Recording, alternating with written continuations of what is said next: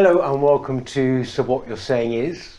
You might realise that actually we're not in our usual setting because we've gone on the road for the first time. And there's a reason for that, because the person I'm interviewing today is somebody I've admired from afar for quite a long time. Julie Burchill is perhaps one of British journalism's best known columnists and writers. She's been at it now for 40 years nearly, I hope she won't mind me saying. Her latest book is this Welcome to the Woke Trials, How Identity Killed Progressive Politics. It's already proving to be a very popular seller on Amazon. Julie, thanks for inviting us down. Thank you so much for coming Or should I say here. thanks for agreeing. Thank you. This book is, how many books have you written now actually? My goodness, maybe 15? About 15. I've had bestseller, and I've had books that 20 years after I wrote them, I'm still got negative royalties for. So, like, you know, all over the spectrum, really. But this one has been well received. I read a lovely review of this by Quentin Letts. It's had one good review, which was brilliant. Yeah. I do feel it will probably be shunned by the rest of the newspapers, but I can't say I'm that bothered about it. No. I got to number 2 in political science, and for someone who left school at 16, I was very pleased. Yeah, but this is why would you be shunned with this book? Because people for a long time in the industry thought that I got away with too much. It's true that when I made it when I was very young, I was being paid an absurd amount of money. In my 20s, I was a very flashy person. I took loads of cocaine, I showed off constantly. And a lot of people I'm very working class, and a lot of people who'd been to university thought that they should probably have my career rather than I should have it. The daughter of a cleaner and a factory worker.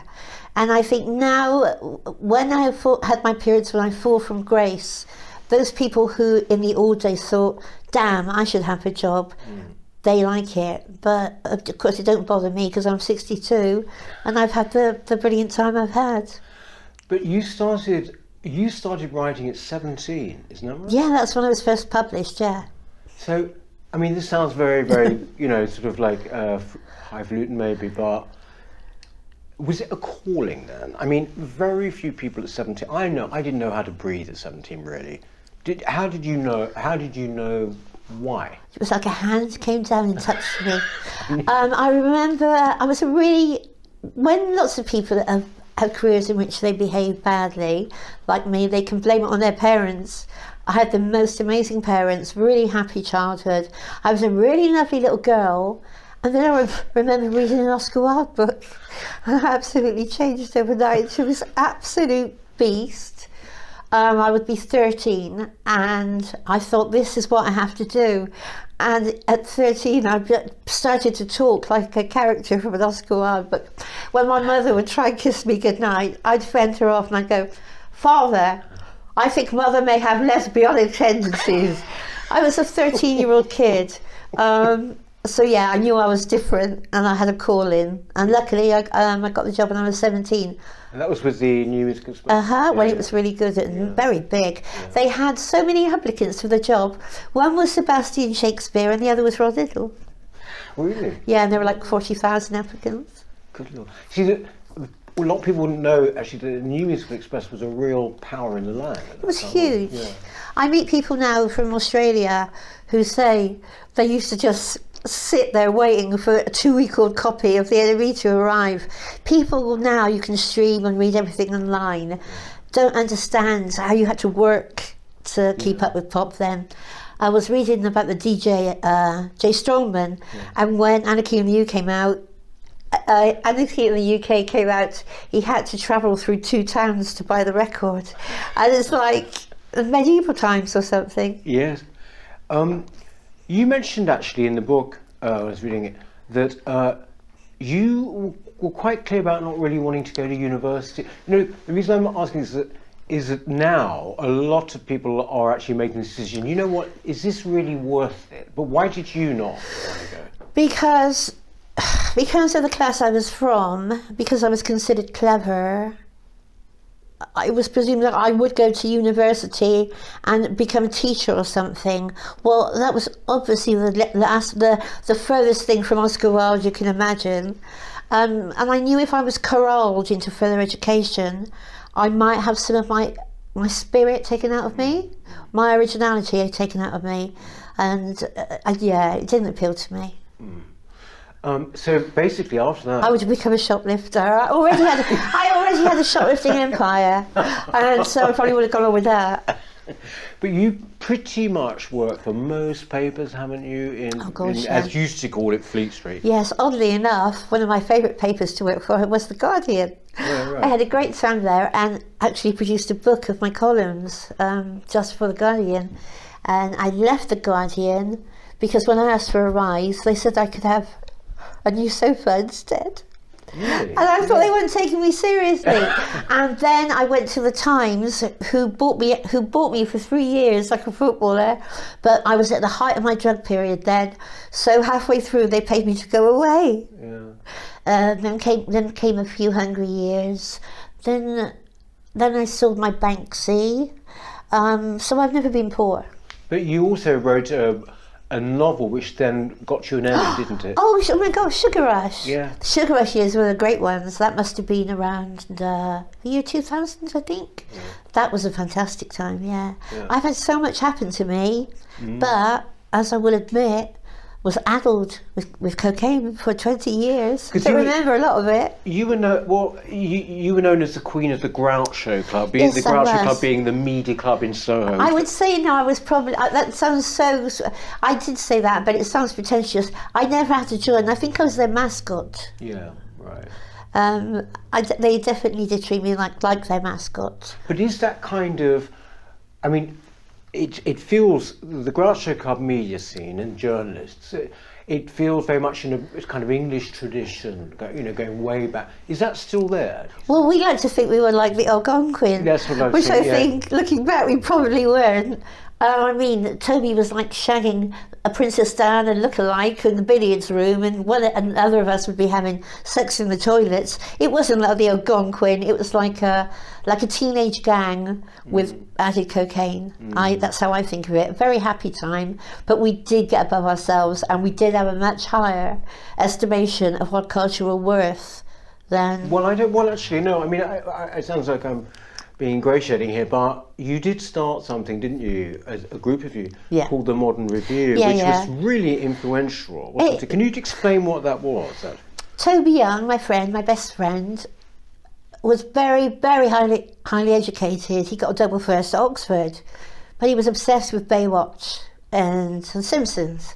And I remember we were at a theme park one day, and I just looked at him and I said, "We'll start a magazine called The Modern Review. You'll be the editor, and we'll write about popular culture in a really intelligent way." Because people weren't doing that. Yeah. You had people like Pauline Kael, of course, in America, who would specialise in writing about films in a very popular way, and lots of American film critics. But in England, people were very snobby still. So I think we did make a real breakthrough in that we had people who been done very well at Oxford, like Toby. Tom Shone was our film critic, but we were interested in common things. But now it seems like pretty much mainstream, doesn't Yes, it? That people write about, Britney Spears in a serious newspaper and all of that. I guess now you put it that way, we were very influential. We were told by the man who began the culture at the Sunday Times that it was based exactly on Modern Review.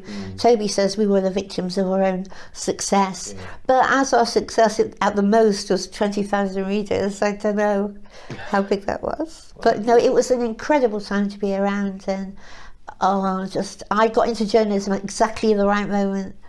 When you say that, what do you think of it now, journalism? I would not advise any young person with unconventional views to try to enter this profession. I think it reeks of nepotism. Bright working class kids like me or Caitlin Moran, we could not happen again because you have to have contacts. You have to be able to afford to live in London and not be paid as an intern. So I would just not advise them to do it. I'd advise them to be a shoplifter instead. This is the case though with so many professions, isn't it?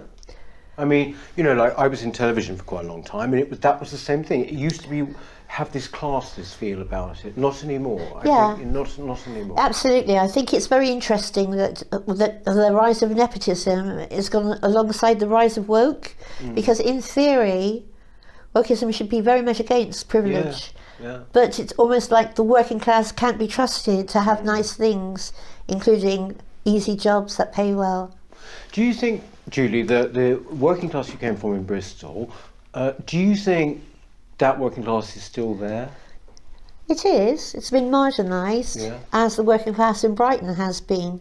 It's been moved further out. But it's still there.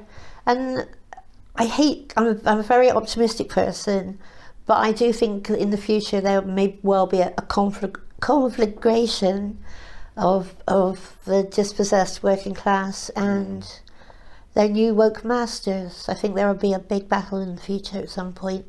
I'm glad I had my fun when I had it. I do say in my book, young people today are so miserable that if rock and roll were invented today, it would be us old people out dancing to it and then trying to burn the records. Well, yes. Do you know there's two versions of Fairy Tale in New York? Yes. And they play the cleaned up one for the young people and they play the dirty one on radio too. Absolutely saved me. In Welcome to the Woke Trials, actually, you go into a lot of depth about the fact that working class people seem to be one of the real demons for woke people. Yeah. Would you say that's correct? Yeah, absolutely. I think wokeism, I still consider myself really left-wing. I'd abolish all inheritance, I'd abolish private education, I'd nationalise everything. I do think wokeism, when we voted for Brexit, the liberal ruling class realised that they could no longer corral us when the Red Wall came down, and woke is an expression of contempt for people that cannot be controlled. But I would much prefer to have their contempt and be corralled by them. Yes. Because I think they're worthless people. Yeah. Do you think this thing that there's a trope that's taken hold now that woke is actually a power struggle and that it's about maintaining upper middle class power? Yes, utterly. Yeah. You think that? They can't say. I mean, the Fabian Society used to believe in eugenics. There's a very, very funny piece in the book when the wonderful firefighter and trade unionist Paul Emery, who was sacked for being pro-Brexit, he's at a Fabian Society talking about how he is pro-Brexit, and he gets heckled and he calls back, "What you're going to do is sterilise me." And there's always been an attempt to keep us down in some way, and woke is just the new way they're attempting to oppress working class thought. Yeah. It's funny, isn't it, though, that there seems to have been a complete return around in that way. Yeah. I mean, there's the people who think they're being revolutionary, the people, or say that they are in fact are just simply the establishment, aren't they? When I got sacked from the Telegraph, I realised that I'd come absolutely full circle. From the time I was like 17, I'd write things and be told, "You can't say that." And now, when I got the boot earlier this year, I was 61 and I was being told by the same class of people, "You can't say that," except this time they were younger rather than older than me. But so it's like I've stayed in one place, and the people who tell you what you can and cannot say, they've changed. Yes. But still the same message, and still a message that I will not pay any heed to. Yes. There's something actually that I wrote down that you wrote in the book. I just thought it was rather a nice but rather sad quote. You say, "It's a great time to be a writer, this woke period we're in, and an awful time to be a decent human being who just wants to live a quiet life." Now, obviously, I'm not the second. You're not the second. You don't worry about that. So it's actually been quite good for you. I would have thought, really, that actually of all journalists I can think of, woke would be the biggest anathema to you, more than almost any other journalist I can think of. It is. I think a lot of the big gap is that we have a sense of humour and they don't. Yeah. I'll be very surprised if they ever, when you listen now to the state-sponsored comedians on Radio 4, they literally have no jokes, they just yell Brexit, and Brexit has become like mother-in-law. Then you all laugh. I don't think wokeness will produce one good novel, one great singer, nothing. I think they know that they are a sterile subgroup, and it makes them cross at people like our generation who did have all the fun. Of course they're cross like with them people, the old people who they say own their own homes and it's a shame, all those old people. But my generation too, who just had such a great laugh. I think lots of woke people are pissed off that they didn't live through those years. But also you mentioned here, which I think is right, it's a bit like the revenge of the mediocre, woke. Yes, there's a beautiful line in it. The revenge of the wallflower on the whirling dancer, the dullard on the witch, the curtain twitcher on the hedonist, something like that. I was very pleased with that. It seems to be, it's sort of anti-beauty, it's anti-excellence. Anti-sex. The age of losing your virginity has gone up 7 years in a generation. What is it now then? What is it? 26, something like that. Really? Yeah, it's really gone up. And the most people taken into A&E for cocaine overdoses are over the age of 60, and it's pensioners who are driving up the sexual infections. The sexual disease pensioners driving up. But also there's another point you make in the statistic in the book where you say like 92%, I think, of young left-wingers in Berlin live at home. With their parents. Yeah, I know. It's That tells you incredible. everything, doesn't it? Yeah, absolutely. All our generation wanted to do was get away from home, and I've got friends who have woke children, and you see the change in the adult. They let their children bully them, and they are scared to say things in front of them.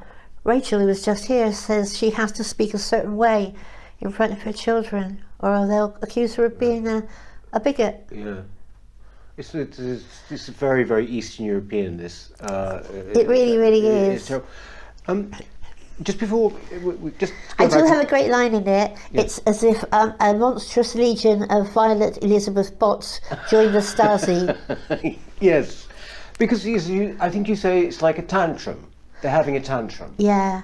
But what's lethal is that because at the huge reach of it already, and at the CMA they now have pronouns. I've never seen an oppressive movement move so fast, so quickly. Yes. Well, that's the astonishing thing really about it, is that you're talking about basically a year. One thing that's interested me, I think you sort of alluded to it already, but is that like Brexit, all of our institutions seem to collude to try and stop it, and that shook my whole confidence in all of these institutions. Yeah. But similarly, woke has shown the kind of level of snobbery. I would say this seems quite new.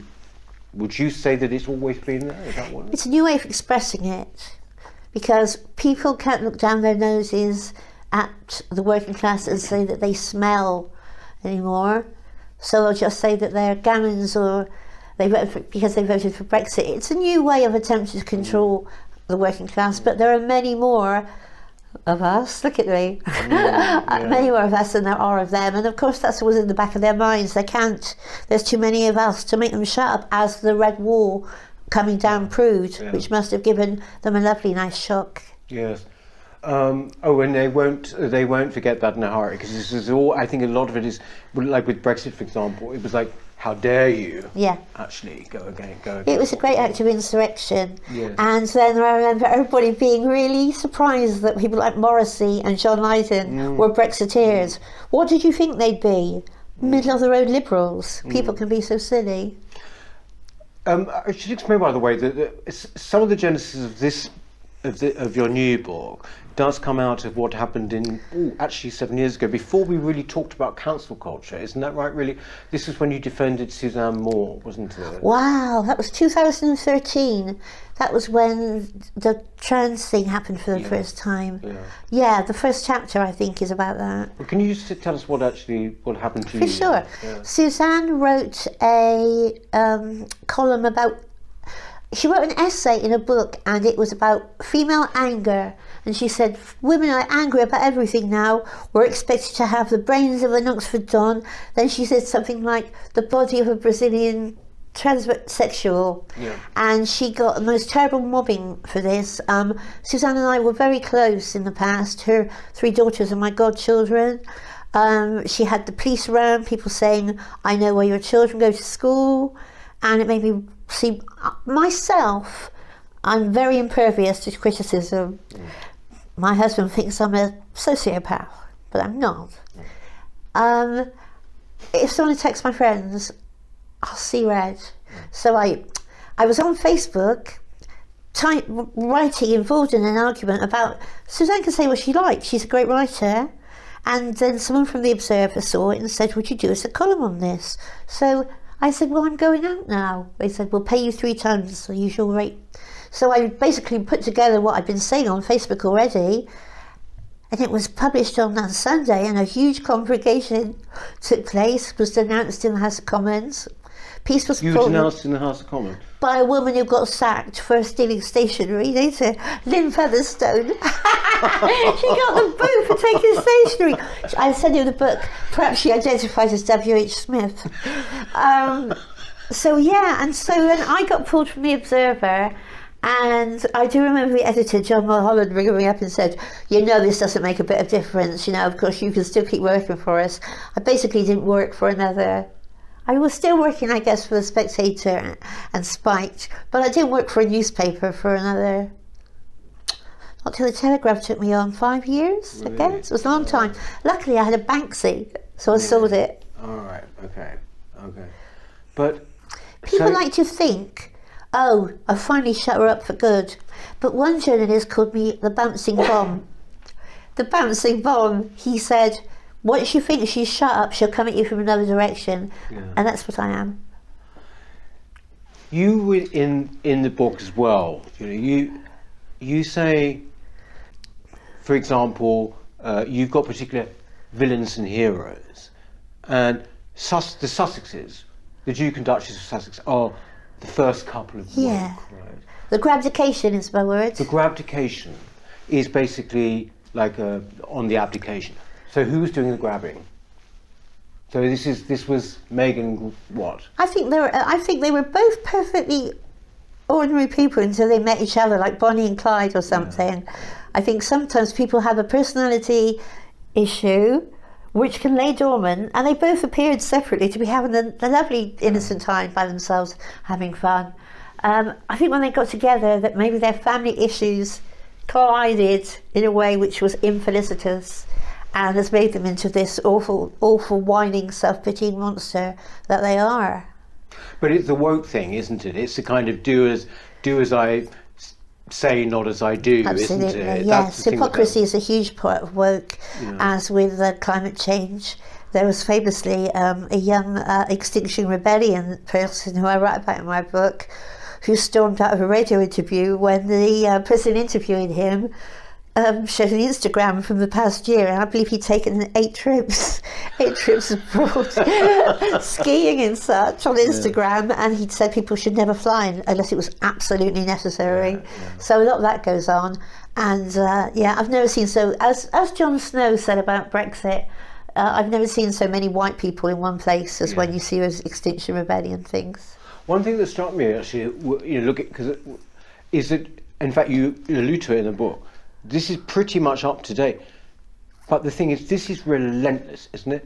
It's every day there's something new. I think at the very end you add a few more examples. Well, what was so funny about writing the book was that I go to bed every night, and I think this is almost verbatim.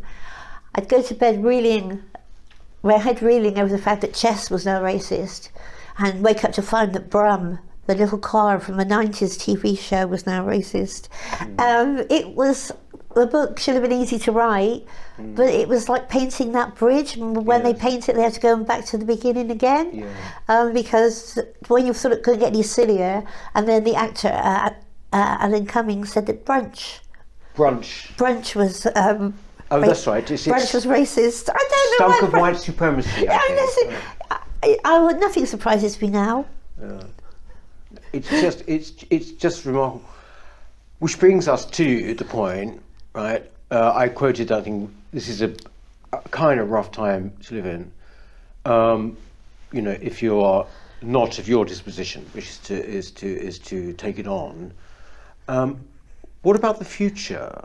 I mean, you bring up at the end, maybe there will be, I think you put it at the 11th hour, some kind of fight back. But where do you see that coming from? I have no idea.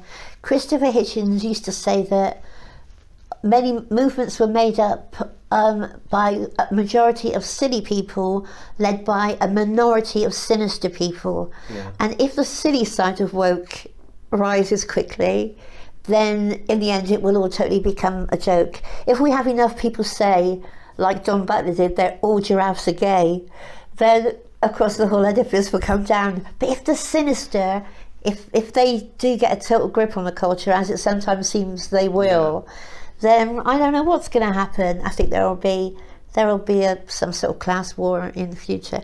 Luckily, I'm an old lady and I won't have to put up with it much longer. When as a creative person, we've interviewed, I remember Lionel Shriver, She's my favourite writer. Yeah, and she was talking about this stay in your lane thing with novelists and all.